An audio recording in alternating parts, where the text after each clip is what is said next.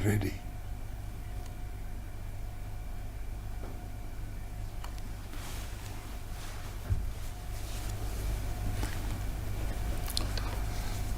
My fellow South Africans, over the last week, communities along parts of our eastern coast have been devastated by catastrophic flooding. On the 11th and 12th of April, parts of KwaZulu-Natal received between 200 and 400 millimeters of rain in a 24-hour period. All parts of the province were affected by the rainfall, with the entire eThekwini metro and districts of Ilembe, Ugu, King-Cetshwayo, and Mgungundlovu being most affected. Heavy rainfall and flooding have also been experienced in the Eastern Cape, particularly in the districts of Alfred Nzo, Joe Gabi, and O.R. Tambo, where roads, bridges, and houses have been extensively damaged, especially in the Port St. John's area. To date, a total of 443 people are known to have lost their lives in KwaZulu-Natal, and there's been a reported death also in the Eastern Cape as a result of the floods. Approximately 48 people are missing or unaccounted for in KwaZulu-Natal. Last week, I and a number of ministers, accompanied by Premier Sihle Zikalala and MECs, as well as the Executive Mayor, Mxolisi, and councillors, visited several affected families. They told us heart-rending stories about children, mothers, fathers, sisters, brothers, grandparents, and neighbors being swept away as their homes crumbled under the pressure of the flood of waters. In one case, a family of 10 people was wiped out. There are few words of comfort that can ease the pain and the anguish and the torment of those people who have lost their loved ones. On the other side of the country, the community of Langa in Cape Town is counting the cost of a devastating fire which destroyed about 300 homes and displaced around 1,000 people. We're working with the city of Cape Town to provide shelter and relief to the affected families. Tonight we are a nation that is united in our grief and pain. We are, however, a nation united in our determination to assist those who have lost their homes and possessions and who are in desperate need of food, water, and shelter. The rains of the last week have caused extensive damage to homes, businesses, roads, bridges, water, electricity, infrastructure, rail, and telecommunications as well. The flooding has disrupted fuel and food lines and supplies. Areas located close to rivers and waterways, particularly in formal settlements, were severely affected and many dwellings were swept away. Nearly 4,000 homes have been completely destroyed and over 8,300 homes have been partially damaged in KwaZulu-Natal. It is estimated that more than 40,000 people have been displaced by these floods. This is a humanitarian disaster that calls for a massive and urgent relief effort. The lives, health, and well-being of thousands of people are still at risk. The floods have caused great economic and social damage. Many of our people have been traumatized psychologically, and they are in need of great socio-psychological help. The Port of Durban, which is one of the largest and busiest shipping terminals on the African continent and which is vital to our country's economy, has been severely affected. Access to the port has been disrupted by extensive damage to the Bay Head Road, which links to the Durban port operations to the rest of the country. This route handles some 13,000 heavy vehicles per day. The damage caused to businesses in the area have not been fully quantified, but assessments so far suggest that the eThekwini metro accounts for nearly half of all reported damage. There has also been extensive damage to public infrastructure, including schools, health facilities, police stations, magistrates' offices, and various government buildings as well. It is estimated that over 270,000 learners have been affected by these floods. Over 600 schools have been damaged. 16 of these schools cannot be accessed due to damage to connecting roads and bridges. We are saddened by the reports that a number of learners and at least one educator have died as a result of these floods. 66 public health care facilities have been affected, although there's been minimal disruption to health services in most affected districts. Extensive work is now underway to restore basic services such as water, electricity, sanitation, and waste removal to various areas in the province. These efforts, whilst they're going on, are being hampered by damage to the main supply systems and the inaccessibility of some areas. So repair in some of these areas will take time. To ensure an effective response to these tragic events, the National Disaster Management Center last week declared the flooding as a provincial disaster. This was followed by the declaration of the Premier of KwaZulu-Natal to invoke extraordinary measures to deal with the situation. However, given the extent and impact of the floods, the designation of a provincial state of disaster is inadequate to deal with the scale of the emergency and the required reconstruction and rehabilitation measures and responses. The significance of the Port of Durban and related infrastructure for the effective operation of the country's economy means that this disaster has implications far beyond the province of KwaZulu-Natal.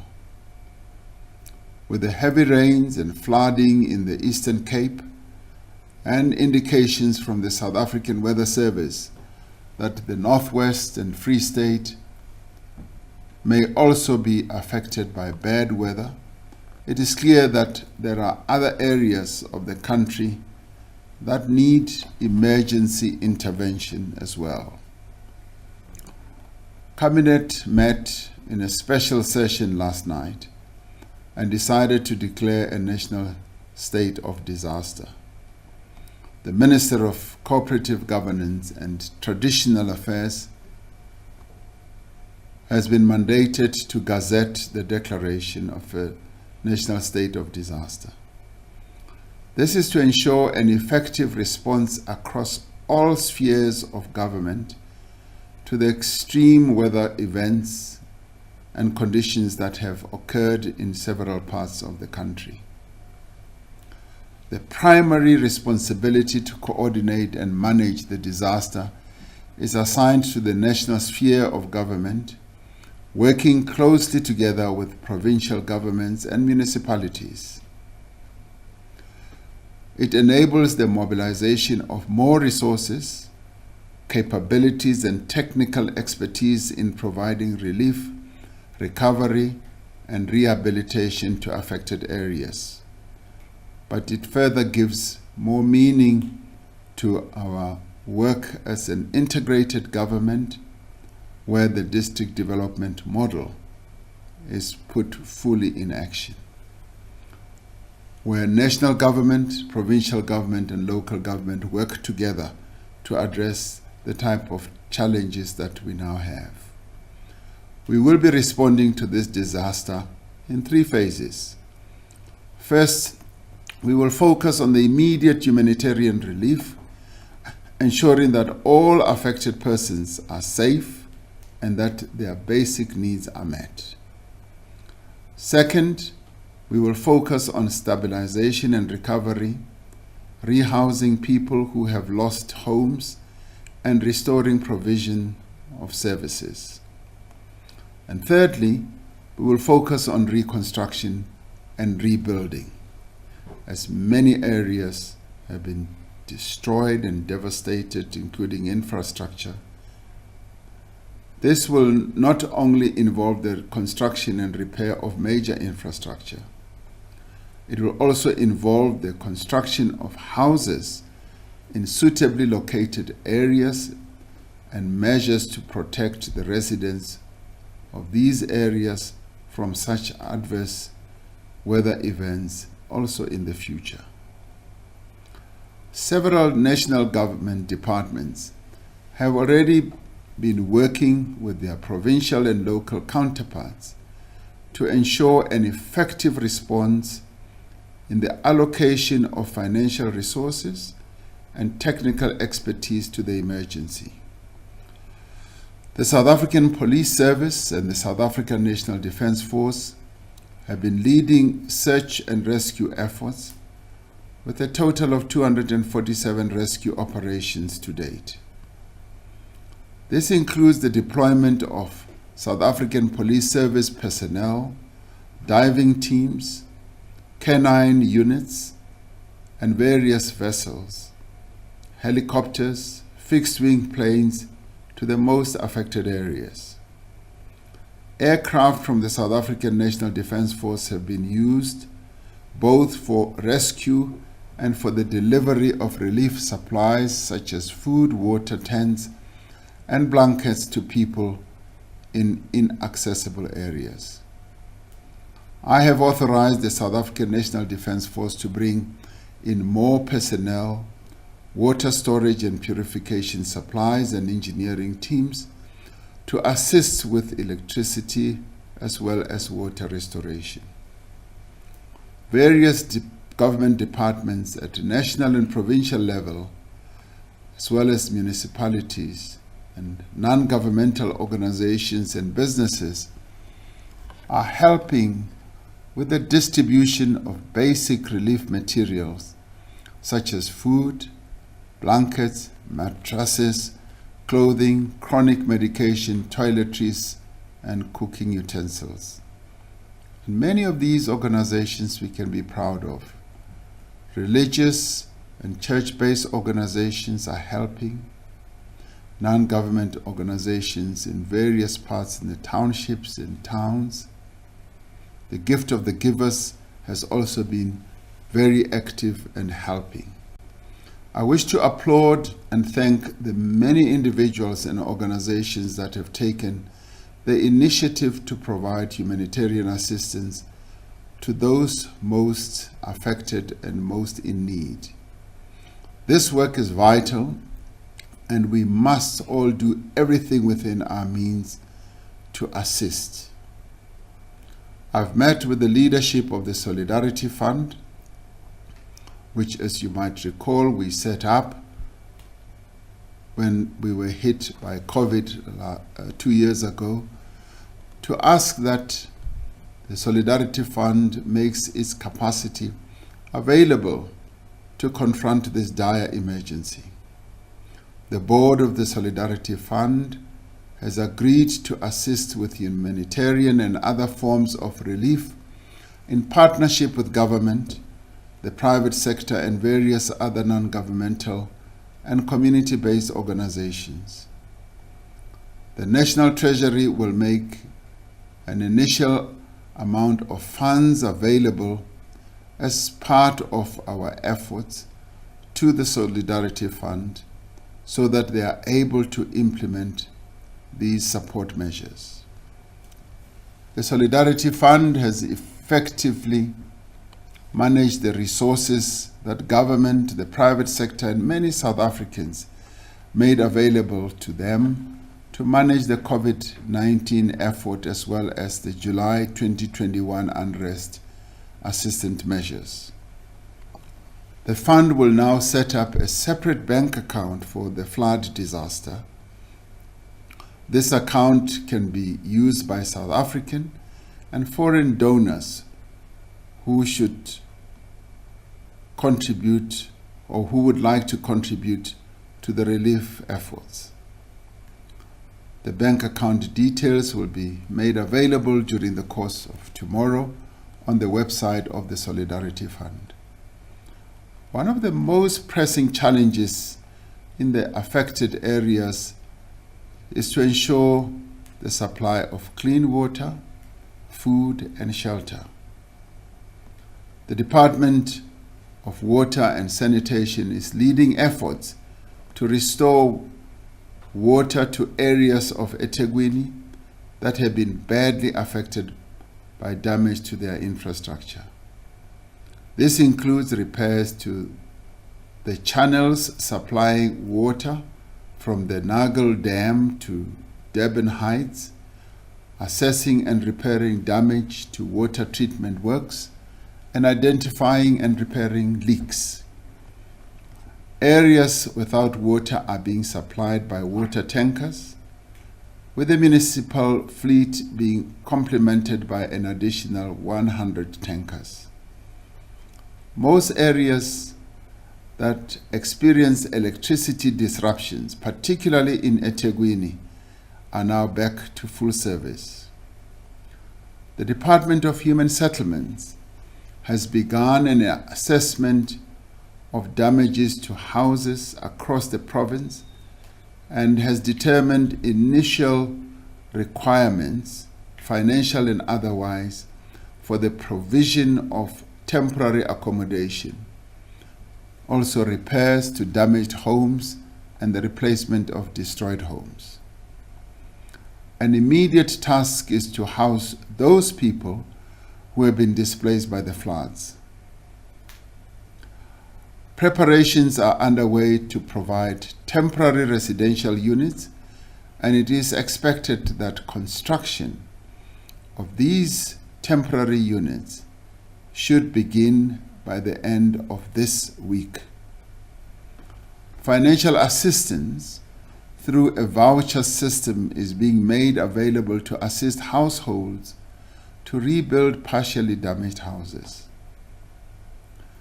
A national team of project managers and engineers have been deployed in the province to assess the damage and to advise on the rebuilding. The Department of Public Works and Infrastructure is identifying suitable state land that can be used for resettlement. Infrastructure South Africa is working with relevant departments in all spheres to provide technical support for the repair and rebuilding of infrastructure such as roads, bridges, and schools that have been damaged. The South African National Roads Agency is the lead agency on the extensive work that is required to repair roads in the province, starting with an immediate focus on the N2 and N3 highways. Detailed work is underway to assess and quantify the damage to roads and bridges right across the province, as well also in the Eastern Cape. To date, around 1,300 road repair projects have been identified by the agencies involved. Progress has been made in restoring operations at the Port of Durban, opening alternative routes for trucks to access the port terminals and clean up debris in the harbour. The Department of Small Business Development is mobilizing funds to assist small businesses that have been affected by the floods. It is going to take a massive effort, drawing on the resources and capabilities of the entire nation to recover from this disaster. As government, we will make financial resources available to meet this challenge. The Minister of Finance has said that a 1 billion rand amount is immediately available and will be approaching Parliament for the appropriation of additional resources in terms of the protocols that have to be followed according to our laws that deal with finance.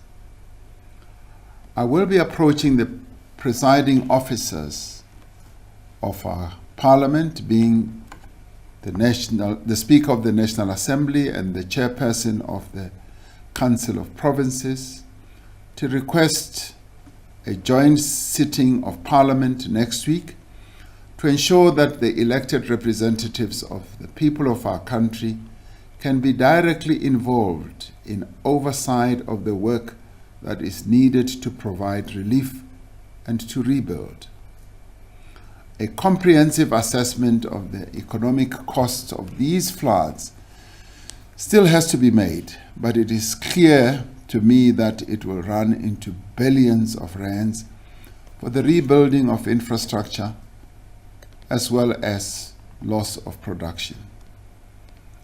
It will be critical as we undertake this work that all the resources we mobilize are used for their intended purposes and reach the intended recipients. There can be no room for corruption. There can be no room for mismanagement or fraud of any sort. Learning from the experience of the COVID-19 pandemic, we're drawing together various stakeholders to be part of an oversight structure to ensure that all funds disbursed to respond to this disaster are properly accounted for and that the state receives value for money. These stakeholders include the Office of the Auditor General, will include business representatives, religious sector, labor, community-based organization, as well as professional bodies such as engineers and accountants. When it comes to infrastructure, participation of engineers such as architects, quantity surveyors, and those who are experts in building will help us greatly so that we do not overpay for the infrastructure rebuild and that we get really good value for the money that is going to be deployed. We are determined that there must be transparency and accountability as the projects are costed and implemented, as well as how resources are deployed right from the beginning, not after the money has either been wasted or stolen. We are grateful for the messages of support and pledges of solidarity that have been received from across the world, including from the African Union, the United Nations, and several countries through their heads of state. These floods are a tragic reminder of the increasing frequency of extreme weather conditions as a result of climate change.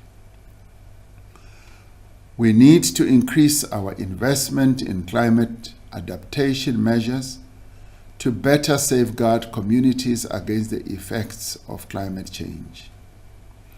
At the same time, we need to pursue our own emission reduction targets through a just transition that protects vulnerable communities and safeguards jobs.